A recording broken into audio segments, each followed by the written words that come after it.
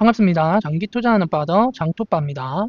최근 테슬라와 일론 머스크의 행보가 심상치 않습니다.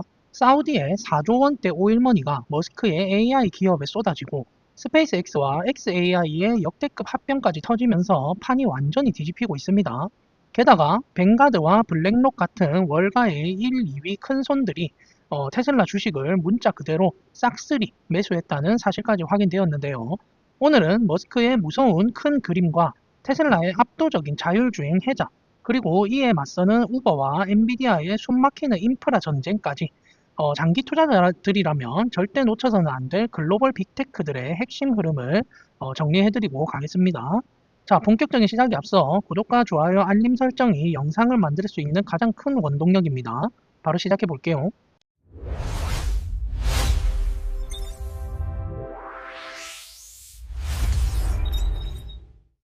자, 먼저 엔비디아 소식입니다. 엔비디아가 인도의 AI 인프라 구축을 아주 전폭적으로 지원하면서 인도 시장에서의 영향력을 엄청나게 키우고 있습니다. 인도의 데이터 센터 기업인 요타는 엔비디아의 최신 블랙웰 울트라 GPU 2만 개 이상을 도입하기 위해 무려 20억 달러, 우리 돈으로 약 2조 7천억 원 이상을 투자합니다. 이를 통해 내년 8월 가동을 목표로 아시아 최대 규모의 AI 슈퍼컴퓨팅 허브를 만들겠다는 계획이죠. 인도의 AI 클라우드 기업인 E2E 네트워크스 역시 엔비디아의 블랙웰 칩을 도입한다고 발표했는데 이 소식에 당일 주가가 20%나 급등하기도 했습니다. 여기에 인도의 거대 기업 L&T도 엔비디아와 협력해 기가와트 규모의 대형 AI 팩토리를 구축하기로 했습니다. 여기서 핵심은 인도의 국가적 프로젝트인 인도 AI 미션과 맞물려 있는 소버린 AI, 즉 주권 AI입니다. 주권 AI가 뭘까요? 쉽게 말해서 미국의 구글이나 마이크로소프트 같은 해외 서비스에 휘둘리지 않고 인도 자국민들의 데이터와 문화를 바탕으로 인도만의 독립적인 인공지능을 만들겠다는 그런 뜻입니다. 이를 위해 엔비디아는 인도의 저명한 벤처 캐피탈들과 손잡고 4,000개가 넘는 유망한 현지 AI 스타트업을 발굴해서 자금을 지원하고 있습니다. 또한 자체 AI 모델인 그 네모트론을 제공해서 인도 기업들이 주권 AI를 무사히 구축할 수 있도록 돕고 있죠. 개발자만 80만 명에 달하는 인도를 단순한 판매처가 아닌 핵심 요충지로 보고 젠슨왕 CEO가 직접 방문할 정도로 밀착 행보를 보이고 있는 겁니다. 여기에 모건 스탠리에서 나온 분석도 아주 흥미로운데요. 현재 대형 기술주 중에서 엔비디아가 기관 투자자들에게 가장 과소보유된 주식이라는 분석입니다. 과소보유, 영어로 언더온드라는 이 말은 시장에서 엔비디아가 차지하는 실제 덩치에 비해 펀드 매니저 같은 기관들이 실제로 들고 있는 주식 비율이 2.5%나 더 적다는 말입니다. 애플이나 마이크로소프트와 비교해도 가장 격차가 큽니다. 즉, 앞으로 큰손 기관들의 추가 매수 자금이 유입될 여력이 아직 많이 남아 있다는 아주 긍정적인 신호로 해석할 수 있습니다. 자, 그럼 화제를 돌려서 다음 소식으로 가볼게요. 이번엔 메타의 최고 경영자 마크 주커버거가 법정에 섰다는 이야기인데요. 로스앤젤레스에서 열린 이번 랜드마크 재판은 소셜미디어가 우리 청년들의 정신건강에 얼마나 안 좋은 영향을 미치는지 따져보는 아주 중요한 자리인데요. 전문가들은 이 재판을 소셜미디어 업계의 빅토바코 순간이라고 부르고 있습니다. 여기서 빅토바코란 과거 거대 담배 기업들이 담배가 몸에 해롭다는 사실을 숨겼다가 엄청난 철퇴를 맞았던 역사적인 사건을 말하는데요. 지금 소셜미디어 기업들이 딱 그 상황에 처할 수 있다는 그런 뜻입니다. 재판장에서는 아주 흥미로운 해프닝도 있었는데요. 마크 주커버그와 동행한 메타 팀원들이 메타의 그 레이벤 인공지능 스마트 안경을 쓰고 법정에 들어왔는데요. 판사가 이 안경을 사용해 법정 내부를 몰래 녹화할 경우 법정 모독죄로 엄하게 처벌하겠다고 강력하게 경고했습니다. 새로운 인공지능 기기에 대한 법원의 뼈있는 경계심을 엿볼 수 있는 대목이죠. 이번 재판에서 마크 주커버그는 메타가 예전부터 아이들 보호에 적극적이었다는 걸 어필하기 위해서 2018년에 애플의 팀 쿡에게 10대들의 안전 문제를 논의하자고 먼저 이메일을 보냈던 사실이 공개됐습니다. 하지만 원고 측 변호사들의 공격도 만만치 않았는데요. 인스타그램에 보면 얼굴을 바꿔주는 그런 성형수술, 조장 뷰티 필터들이 있는데요.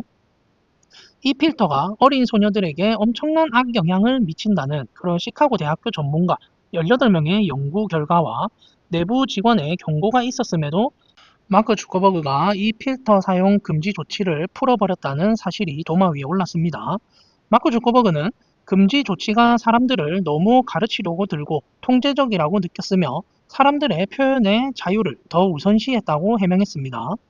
또한 메타 측은 사람들의 인스타그램 사용 시간을 늘리는 게 회사의 목표가 아니었다고 주장했지만 변호인단은 2026년까지 사람들의 하루 평균 사용 시간을 46분으로 늘리겠다는 구체적인 내부 목표 문건을 폭로하면서 마크 주커버그의 주장을 정면으로 반박했고요.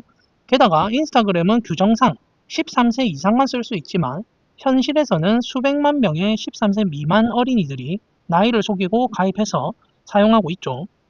이에 대해 마크 주커버그는 가입자 연령을 확인하는 책임은 메타가 아니라 스마트폰 앱 마켓을 운영하는 애플이나 구글에게 있다고 책임을 떠넘겼습니다. 지금 이 메타도 이 AI 시장에서 살아남기 위해 엄청난 돈을 쓰고 기를 쓰면서 일을 하고 있는데요. 이런 난관을 어떻게 헤쳐나갈지 함께 지켜보도록 하겠습니다. 자, 그럼 다음 소식으로 넘어가 볼게요. 이번엔 우버 소식인데요. 우버가 자율주행, 즉 로보택시 사업을 본격적으로 확장하기 위해 무려 1억 달러, 우리 돈으로 1,300억 원 이상을 투자해서 전용 충전 스테이션 인프라를 구축한다고 발표했습니다. 우버는 자율주행 차들이 세차도 하고 점검도 받는 자체 기지에 고속 충전소를 설치하고 도심 곳곳에는 자동차 경주장처럼 중간에 잠깐 들러 충전할 수 있는 피트스톱 거점을 만든다는 계획입니다. 캘리포니아 베이에어리아, 로스앤젤레스, 그리고 댈러스에서 먼저 시작해 점차 전 세계로 늘려갈 예정입니다. 이를 위해 우버는 글로벌 전기차 충전소 운영 업체들과 가동률 보장 계약을 맺었습니다. 쉽게 말해서 우버가 우리가 이 충전소를 확실히 많이 써줄 테니 안심하고 충전망을 쫙 깔아라 하고 보장해 주는 거예요. 이 소식이 왜 중요할까요? 테슬라나 웨이모 같은 기업들이 자율주행 기술 그 자체에 집중해 왔다면 이제는 그 차들이 멈추지 않고 하루 종일 돈을 벌어오게 만드는 충전 인프라로 전쟁터가 넓어졌기 때문입니다. 우버는 직접 차를 만들기보다는 세계 최대 모빌리티 플랫폼이라는 강력한 무기를 활용하고 있어요. 우버 플랫폼 안으로 들어오면 손님도 연결해주고 전용 고속 충전소도 쓸 수 있게 해줄게 라며 웨이모나 위라이드 같은 그런 기술 파트너사들을 끌어모으고 있는 거죠. 이는 자율주행 시대에도 우버가 플랫폼의 지배력을 굳건히 유지하고 테슬라의 독자적인 로보택시 노선에 대항하려는 아주 영리한 전략으로 보입니다. 우버의 이런 막대한 선제 투자는 로보택시 상용화가 단순한 미래가 아니라 지금 당장 수익을 내는 핵심 비즈니스로 다가왔다는 그런 강력한 신호탄입니다. 자, 그럼 본격적으로 일론과 테슬라 뉴스로 한번 들어가 볼게요. 자, 다음 소식은 일론 머스크의 인공지능 기업 xAI에 어마어마한 오일머니가 들어왔다는 소식인데 사우디아라비아 국부펀드 산하의 인공지능 기업인 휴메인이 일론 머스크의 xAI에 무려 30억 달러, 우리 돈으로 약 4조 원을 투자했습니다. 보통 벤처 기업이 투자를 받을 때 단계별로 시리즈 A, B, C 이렇게 부르는데요. 이번엔 상당히 후반기 대규모 투자인 시리즈 E 라운드에 사우디가 참여한 겁니다. 여기서 정말 중요한 포인트가 있는데요. 휴메인이 이 막대한 돈을 투자한 직후에 일론 머스크의 우주 탐사 기업인 스페이스X가 xAI를 통째로 인수해버렸습니다. 그 결과 휴메인이 가지고 있던 xAI의 지분은 자연스럽게 스페이스X의 주식으로 전환되었고 사우디 자본은 기업 가치가 무려 1700조 원에 달하는 스페이스X의 핵심 주주 자리에 단숨에 오르게 되었습니다. 이번 투자는 사우디가 단순히 돈만 넣고 수익을 기다리는 게 아닙니다. 사우디아라비아와 일론 머스크의 철저한 전략적 계산이 깔려 있어요. 두 회사는 사우디 현지에 500메가와트 규모의 차세대 인공지능 데이터 센터를 공동으로 짓기로 합의했습니다. 500메가와트면 웬만한 대형 발전소 하나에 맞먹을 정도로 엄청난 전력이 필요한 초대형 시설입니다.